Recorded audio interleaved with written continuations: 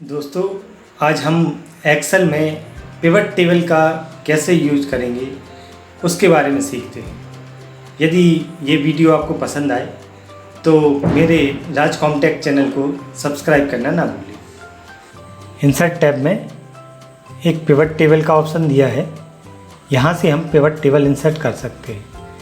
आप देख सकते हैं जैसे ये डाटा दिया हुआ है, इसमें patient name, ward name, deposit, gender, address इत्यादि डाटा दिया गया है।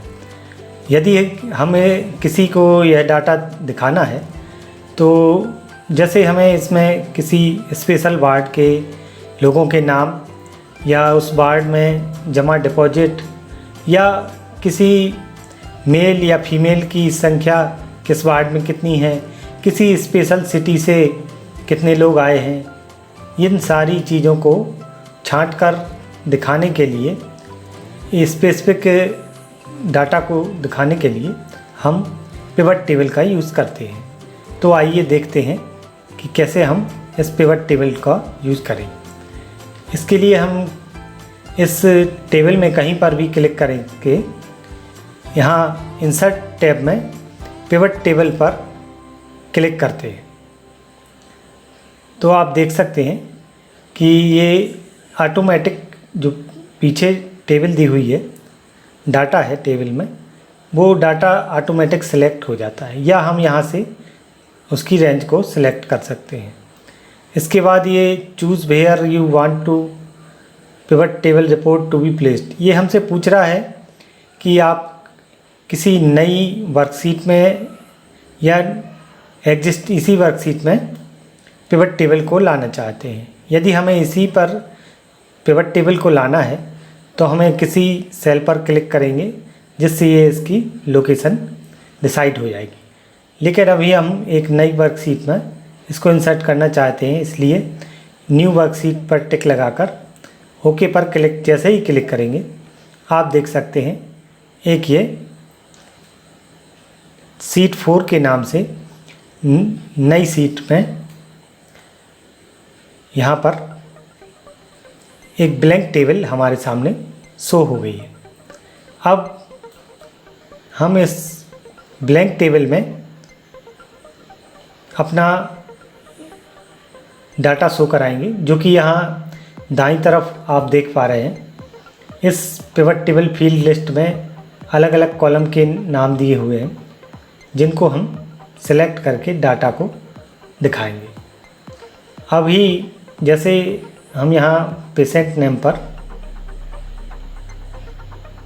टिक लगाएंगे तो आप देख सकते हैं हमारे सामने यहाँ टेबल के अंदर जितने भी पेशेंट हैं उन सभी के नाम शो हो गए। अब हम इन पेशेंट के डिपॉजिट दिखाना चाहते हैं तो हमें यहाँ पर डिपॉजिट पर टिक लगाएंगे। जैसे ही हम इस पर टिक लगाएंगे तो यहाँ पर पेशेंट के नाम के सामने उनके डिपॉजिट जमा हो जाए, जितना भी डिपॉजिट जमा है वो दिख जाएगा। और आप देख सकते हैं यहाँ पर जो भी डिपॉजिट है उन सब का टोटल ऑटोमेटिक लगकर आ गया है। इस तरह पिवट टेबल से पिवट टेबल के यूज़ से हमें यहाँ पर पेशेंट नेम और उनका जो भी डिपॉजिट है जमा है वो दिख रहा है और ग्रांड टोटल में उसका टोटल भी शो हो रहा है।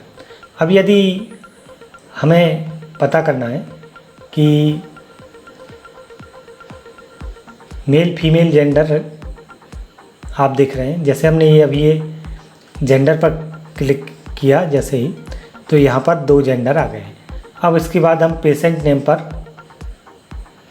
टिक लगाएंगे तो यहाँ पर आप देख सकते हैं एक ये फीमेल के अंतर्गत 2 नाम दिख रहे हैं और बाकी नाम मेल में शो हो रहे हैं। इस तरह से हम मेल फीमेल जेंडर के डिवीज़न देख सकते हैं। और जैसे हम यहाँ पर देखना चाहें कि कितने वार्ड हैं तो हमने वार्ड पर टिक लगाया तो हमारे सामने वार्ड के नाम आ गए। और इसके बाद हम पेशेंट नेम पर जैसे ही क्लिक करेंगे तो यहाँ पर हमें दिख जाएगा कि किस वार्ड में किस नाम का पेशेंट एडमिट। इसके बाद यदि हम देखना चाहें कि किसी स्पेसिफिक सिटी से कौन कौन नाम के पेशेंट आए हैं, तो हम पहले सिटी को सिलेक्ट करेंगे। तो आप देख सकते हैं ये सारे सिटी के नाम आ गए हैं। अब इसके बाद पेशेंट नेम पर टिक लगा देंगे। जैसे ही पेशेंट नेम पर टिक लगाएंगे, यहाँ पर सिटी के नीचे पेशेंट के नाम शो हो गए। अब यदि हम यहाँ डाटा में किसी प्रकार का चेंज करते हैं तो वह चेंज आपको यहाँ पर नज़र आ जाएगा। जैसे ये जेंडर में मेल फीमेल 2 जेंडर दिए हुए हैं और पेशेंट नेम में आप देख सकते हैं फीमेल में अभी केवल 2 नेम शो हो रहे हैं। यदि हम यहाँ पर हम फीमेल टाइप करें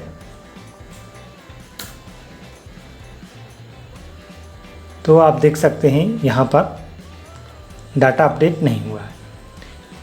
इसके लिए हमें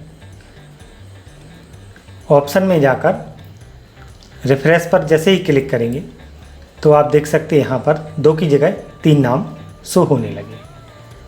इस प्रकार हम किसी भी डाटा को इसमें चेंज करके शो करा सकते हैं। अब यदि हम इस टेबल को डिलीट करना चाहें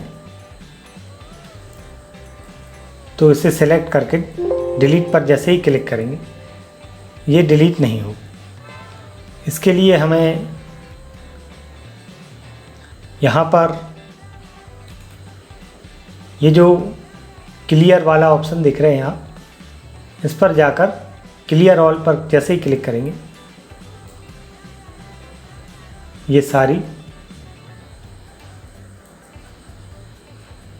सेलेक्ट ऑल करके क्लियर ऑल करेंगे तो आप देख सकते हैं ये सारी सीट डिलीट हो जाती है।